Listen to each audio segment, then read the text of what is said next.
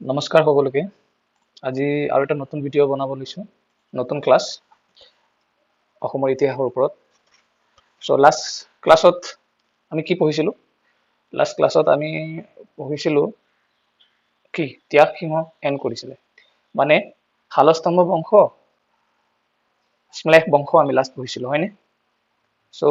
শালস্তম্ভ বংশ বা শ্মলেষ বংশৰ শেষৰজন ৰজা কোন আছিলে?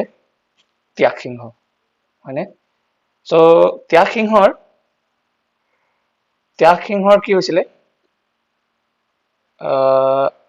কোনো ল'ৰা নাছিলে। আজি আমি ষ্টাৰ্ট কৰিম কি পাল বংশ। ঠিক আছে, লাষ্ট শেষ কৰিছিলো কি আমি ত্যাগ সিংহৰ যে শালস্তম্ভ বা শ্মলেষ বংশৰ শেষৰজন ৰজা। আৰু ত্যাগ সিংহৰ নিজৰ কোনো ল'ৰা নাছিলে, তেওঁ নিসন্তান হৈ মৃত্যুবৰণ কৰিছিলে। আৰু সেয়েহে তাৰে বিষয়ববীয়াসকলে ব্ৰহ্মপালক মানে তেওঁলোকৰ ৰজা হিচাপে নিযুক্ত দিছিলে।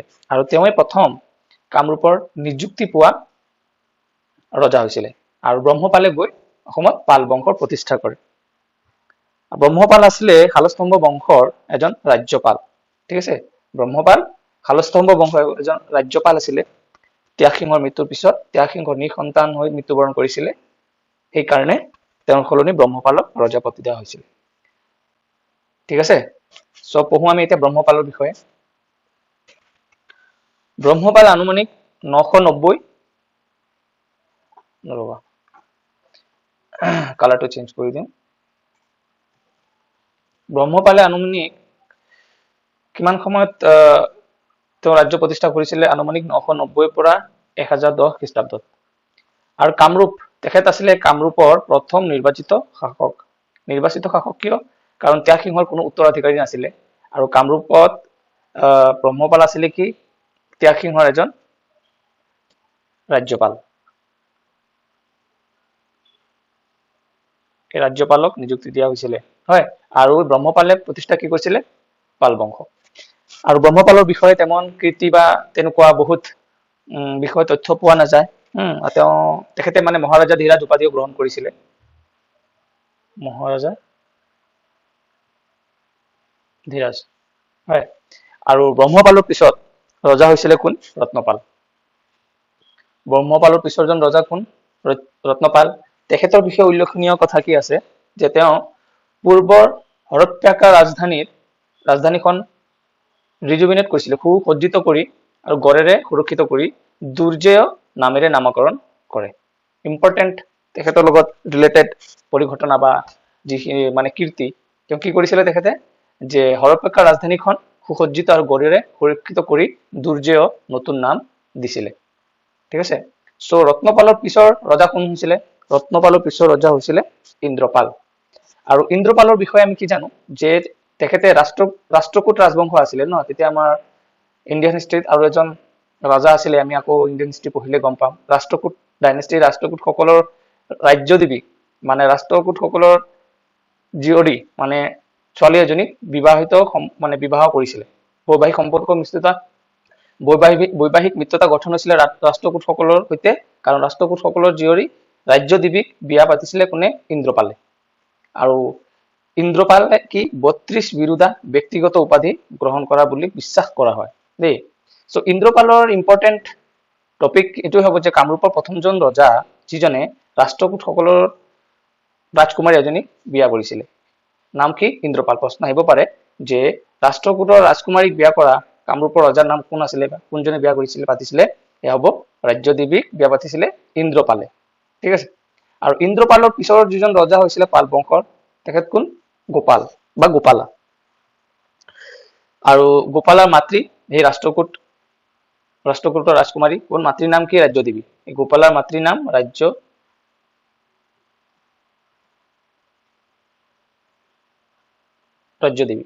তো ৰাষ্ট্ৰকূটৰ ৰাজকুমাৰী আছিল, হয়নে? ৰাষ্ট্ৰকূট ৰাজবংশৰ কি কয় ৰাজকুমাৰী আছিল। গোপালাৰ মাতৃ আছিলে ৰাষ্ট্ৰকূটৰ ৰাজকুমাৰী, ৰাজ্যদেৱী। আৰু গোপালাৰ বিষয়ে তেনেকুৱা বিশেষ তথ্য আৰু পোৱা নাযায় বা ইম্পৰ্টেণ্ট একো কাম কৰা নাই। গোপালৰ পিছত যিজন ৰজা হৈছিলে পাল বংশৰ, সেয়া আছিলে কোনজন? হৰ্ষপাল। ঠিক আছে, আৰু হৰ্ষপাল এজন দুৰ্বল শাসক আছিলে। দুৰ্বল শাসক আছিলে আৰু পূব বংগৰ এজন যত বৰ্মন বুলি এজন ৰজা আছিলে, তেখেতে পুণ্ড্ৰবৰ্ধন নামৰ উল্লেখ কৰিছিলো আগতে। সেই সময়ত পুণ্ড্ৰবৰ্ধন তেখেতৰ পৰা মানে হৰ্ষপালৰ পৰা কাঢ়ি লৈ গৈছিলে। কোনে? যত বৰ্মনে। ঠিক আছে।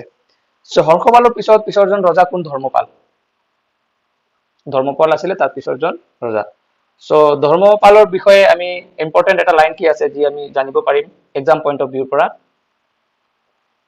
সেয়া হ'ল যে কালিকা পুৰাণ মানে তেওঁৰ পৃষ্ঠপোষকতাত লিখা হৈছিলে। এইটো ইম্পৰ্টেণ্ট হয় যে কালিকা পুৰাণ কামৰূপৰ কোনজন ৰজাৰ পৃষ্ঠপোষকতাত লিখা হৈছিলে? এনচাৰটো হ'ব কি? ধৰ্মপাল। ধুনীয়াকৈ মনত ৰাখিব পাৰিবা কেনেকে? কালিকা পুৰাণ ধৰ্ম ৰিলেটেড, হিন্দু ধৰ্মৰ লগত ৰিলেটেড। ঠিক আছে, ধৰ্ম পৰা ধৰ্মপাল মনত ৰাখিব পাৰিবা, হয়নে? কালিকা পুৰাণ কাৰ পৃষ্ঠপোষকতাত লিখা হৈছিলে? এয়া ধৰ্মপাল। আৰু ধৰ্মপালে কি কৰিছিলে? তেওঁৰ ৰাজধানী চহৰ কামৰূপ নগৰলৈ উত্তৰ গুৱাহাটীত স্থানান্তৰ কৰা হৈছিলে। ঠিক আছে, উত্তৰ গুৱাহাটী স্থানান্তৰ কৰিছিলে মানে কামৰূপ নগৰলৈ কোনে? ধৰ্মপালে। চব আমি খুব বেছি ডিটেইলছত পঢ়িবলৈ যোৱা নাই, মানে একদম বহুত যিখিনি এক্সাম পইণ্ট অফ ভিউৰ পৰা ইম্পৰ্টেণ্ট আছে যি আমাৰ এক্সামত আহিব পাৰে, আমাৰ এডিআৰই গ্ৰেড 3 গ্ৰেড 4, সেই পইণ্ট আউট কৰা বস্তুখিনি পঢ়ি আছো। বহুত ডিটেইলছত নাযাওঁ কিয়নো APSCৰ কাৰণে এইটো আমি পঢ়া নাই। APSC ৰিলেটেড হ'লে আৰু গভীৰত যাব লাগিব। আমি এডিআৰই গ্ৰেড 3 গ্ৰেড 4 যেন ওৱান লাইনৰ কুৱেশ্যন আহে সেইটো ৰিলেটেড ইম্পৰ্টেণ্ট ৰজাসকলৰ নাম আৰু তেওঁলোকৰ কীৰ্তি বা তেওঁলোকৰ পৃষ্ঠপোষকতাত কি কি হৈছিলে তাকে আমি পঢ়ি আছো। কালিকা পুৰাণ একদম ইম্পৰ্টেণ্ট হয় এক্সামৰ কাৰণে, যে কাৰ পৃষ্ঠপোষকতাত লিখা হৈছিলে? এয়া ধৰ্মপাল। হয়, ধৰ্মপালৰ পিছৰ যিজন ৰজা এজন কোন? জয়পাল। জয়পাল কি হ'ল? জয়পাল সেই সময়ত বংগত আৰু এজন ৰজাই শাসন কৰি আছিলে, ৰামপাল। ঠিক আছে, ৰামপালে কি কৰিলে? বংগৰ আৰু এজন ৰজা ৰামপালে কামৰূপৰ ৰজা জয়পালক পৰাস্ত কৰিছিলে। এজন জয়পালক পৰাস্ত কৰিছিলে কোনে? ৰামপালে। আৰু সেই ৰামপাল কামৰূপৰ ভিতৰলৈকে সম্প্ৰসাৰণ নকৰি জয়পাল শাসিত বংগৰ কিছু অংশ অধিগ্ৰহণ কৰিছিল। এই তাৰপিছত চাবা কি কৰিছে? বংগৰ আৰু এজন ৰজা আছিল, কাৰণ সেই সময়ত কামৰূপৰ কিছু অংশ, ঠিক আছে, এই বংগ এৰিয়াত কামৰূপৰ কিছু অংশ, এইফালে আমাৰ অসম আছে ন, কামৰূপৰ কিছু অংশ এইফালে বংগ ফালে আমাৰ অধীনত আছিলে, কামৰূপৰ অধীনত আছিলে। ঠিক আছে, সেই সময়ত বংগৰ আৰু এজন ৰজা আছিলে ৰামপালে। সেই বংগ এৰিয়াৰ জয়পালক পৰাস্ত কৰি কামৰূপ ৰাজ্যৰ ভিতৰত সোমোৱা নাছিলে। তেখেতে কি কৰিছিলে? এই বংগৰ কিছু অংশ অধিগ্ৰহণ কৰিছিলে। বংগৰ কিছু অংশ এই ৰামপালে জয়পালক পৰাস্ত কৰি অধিগ্ৰহণ কৰিছিলে। আৰু পিছত শেষত কি হ'ল? এই ৰামপালে এই অংশখিনি চোৱা চিতা কৰাৰ কাৰণে কাক দিছিলে? টিঙাদেৱক। ঠিক আছে, মানে পাল বংশৰ শেষৰজন ৰজা জয়পাল। ঠিক আছে, জয়পালক বংগৰ আৰু এজন ৰজা ৰামপালে পৰাস্ত কৰি সেই জয়পালৰ অধীনত থকা বংগৰ কিছু অংশ দখল কৰে। আৰু ৰামপালে আমাৰ কামৰূপৰ ভিতৰলৈ সোমাই যোৱা নাছিলে। এই দখল কৰা এৰিয়া পিছত ৰামপালে টিঙদেৱক চোৱা চিতা কৰিবৰ কাৰণে শাসক হিচাপে নিযুক্ত দিছিল। ঠিক আছে, তাৰপিছত এই টিংগদেৱক যে দিছিলে এইখিনি এৰিয়া চোৱা চিতা কৰাৰ কাৰণে, আৰু টিংগদেৱৰ পিছত তেওঁৰ উত্তৰাধিকাৰী কোন হৈছিলে? বৈদ্যদেৱ। বৈদ্যদেৱ বুলি আৰু এজন সেইখিনি জেগা চোৱা চিতা কৰাৰ কাৰণে উত্তৰাধিকাৰী হৈছিলে টিংগদেৱৰ পিছত। ঠিক আছে, আৰু সেই বৈদ্যদেৱে পিছলৈ গৈ আমাৰ এই অসম এৰিয়াত, কামৰূপ এৰিয়াত কি কৰিছিলে? কামৰূপ জয় কৰিছিলে বৈদ্যদেৱে। ঠিক আছে, ৰামপালে কিন্তু এফালে এজন ৰজা ৰামপাল বংগৰ, ৰামপালে কামৰূপৰ ভিতৰত সোমোৱা নাছিল।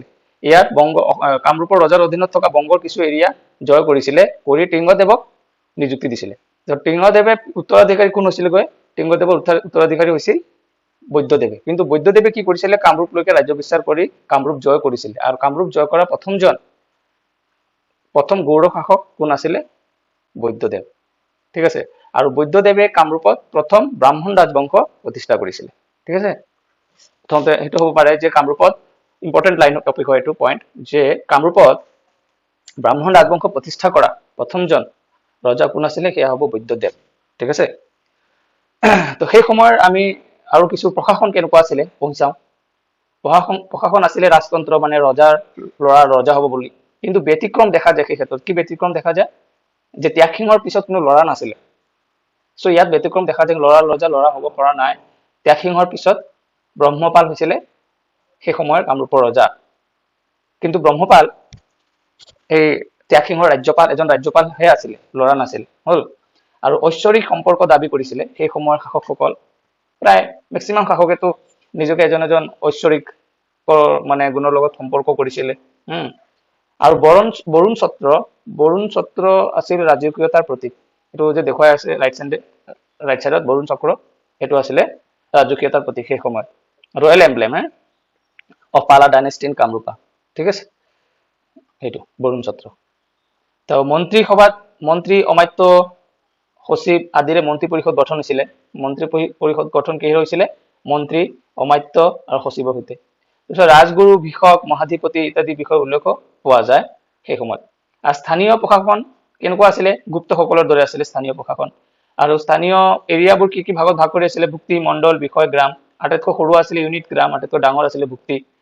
মানে এনেকুৱা ডাঙৰ এৰিয়া আছিলে ধৰা ভুক্তি, তাৰে কিছু সৰু এৰিয়া কৰি দিলে ধৰা মণ্ডল, আৰু কিছুমান সৰু এৰিয়া হৈ গ'ল বিষয়, তাৰে পিছত কিছু সৰু সৰু পাৰ্ট হৈ গ'ল গ্ৰাম।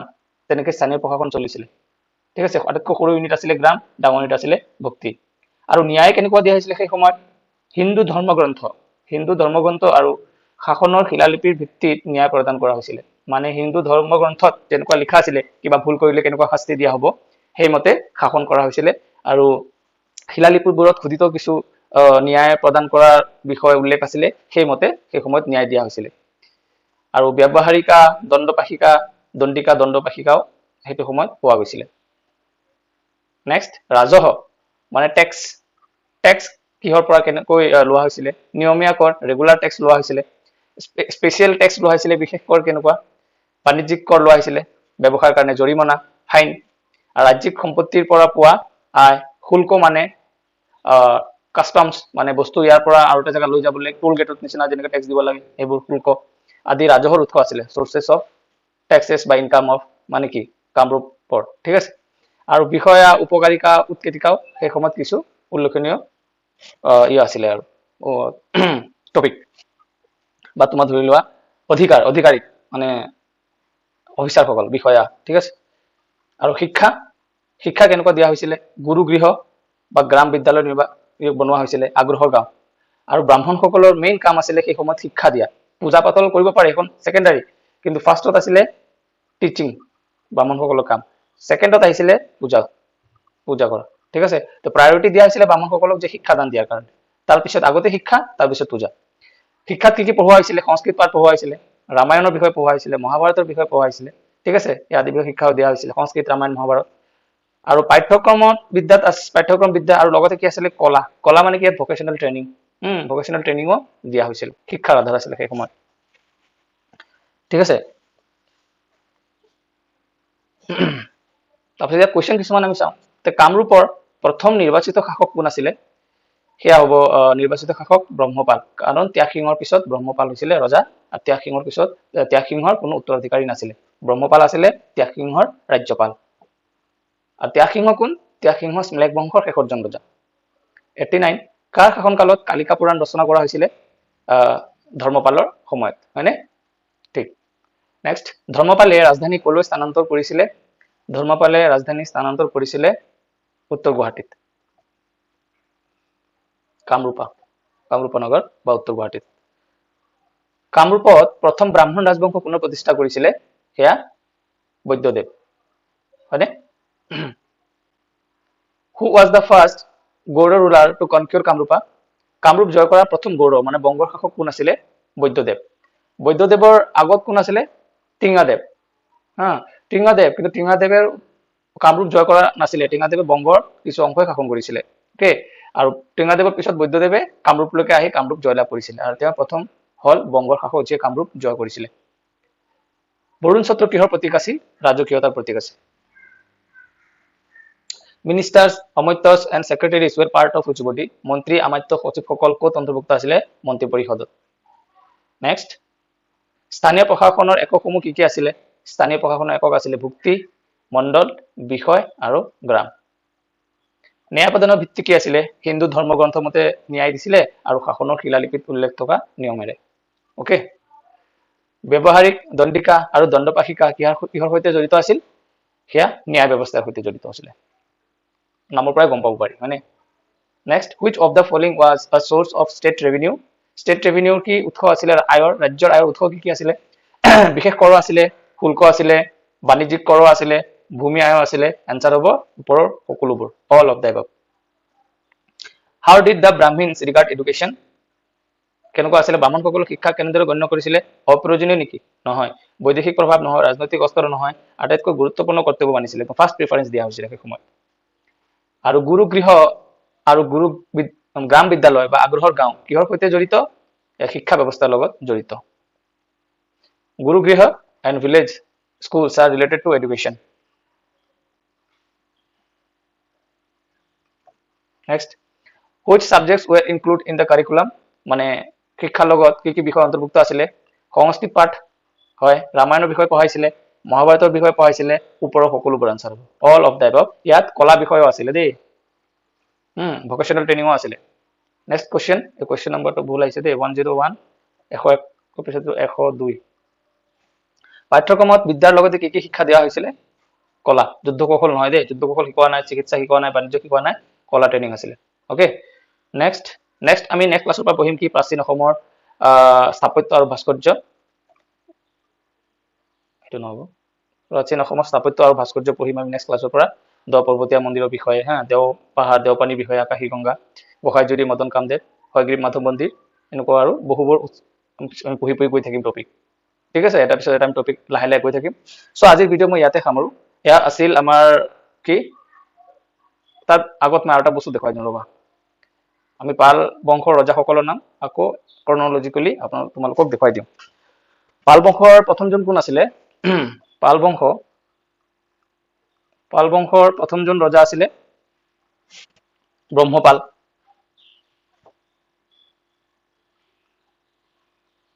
হয় ব্ৰহ্মপালৰ পিছত ব্ৰহ্মপালৰ পিছত আহিছিল কোনজন ৰজা ৰত্নপালৰ পিছত ইন্দ্ৰপালৰ পিছত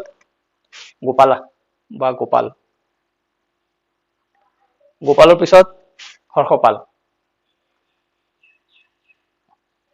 হৰ্ষপালৰ পিছত ধৰ্মপাল ঠিক আছে ধৰ্মপালৰ পিছত জয়পাল আৰু জয়পালক কোনে হত্যা কৰিছিল Jaypal killed by Rampal okay Rampal আছিল বংগৰ ৰজা ঠিক আছে তো ৰামপালে জয়পালক মৰাৰ পিছত সেই বংগ এৰিয়া কাক দিছিলে টিংগাদেৱক আৰু টিংগাদেৱৰ উত্তৰাধিকাৰী কোন আছিল বৈদ্যদেৱ বুজি পাইছা সেইখিনি আছিল পাল বংশৰ থুলমূল এটা ইন্ট্ৰোডাকশন বা কনসেপ্ট যে এক্সাম পাৰপাস পয়েন্ট অফ ভিউ পৰা দৰকাৰ হয় সো ব্ৰহ্মপালে কি উপাধি লৈছিল মহাৰাজা ধীৰাজ ঠিক আছে তাৰপিছত ইন্দ্ৰপালৰ কি এটা কি আছিল বৈবাহিক সম্পৰ্ক কৰিছিল ৰাষ্ট্ৰকূটৰ লগত হয়নে বৈবাহিক সম্পৰ্ক কাৰ লগত ৰাষ্ট্ৰকূটৰ ৰাজকুমাৰীৰ নাম কি আছিল ৰাজ্যদেৱী হয়নে নাই ঠিক আছে তাৰপিছত কালিকা পুৰাণ কাৰ সময়ত হৈছিল ধৰ্মপাল কালিকা পুৰাণ সো এখিনি মানে অল এবাউট পাল বংশৰ বিষয়ে এখিনি পঢ়িলে হৈ যাব আমাৰ এডিআৰই 3 আৰু গ্ৰেড 3 গ্ৰেড 4 কাৰণে ইম্পৰ্টেন্ট টপিক ইয়াত এটো আছে কালিকা পুৰাণ কাৰ সময়ত কৰা হৈছিল কাৰ পৃষ্ঠপোষকতাত লিখা হৈছিল তাৰ পিছত গৌৰ প্ৰথমজন বংগৰ শাসক কোন যেনে বংগৰ কামৰূপ জয় কৰিছিল বৈদ্যদেৱ তাৰ পিছত কোনজন পাল বংশৰ ৰজা মানে ৰাষ্ট্ৰকূটৰ ৰাজকুমাৰীক বিয়া পাতিছিল সেই হ'ব ইন্দ্ৰপাল ঠিক আছে বুজি পাইছা না এখিনি সো নেক্সট ক্লাছৰ পৰা আমি পঢ়িম কি প্ৰাচীন অসমৰ স্থাপত্য আৰু ভাস্কৰ্য তাৰ পৰা এক্সাম ওৰিয়েন্টেড টপিকবোৰ পঢ়িম যেটো এক্সামৰ ফালৰ পৰা ইম্পৰ্টেন্ট থাকে ঠিক আছে সো আজি ইয়াতে সামৰিছো আকৌ লগ পাম নেক্সট ভিডিঅত ভালকৈ থাকা ভালকৈ পঢ়া ঠিক আছে ৰাখিছো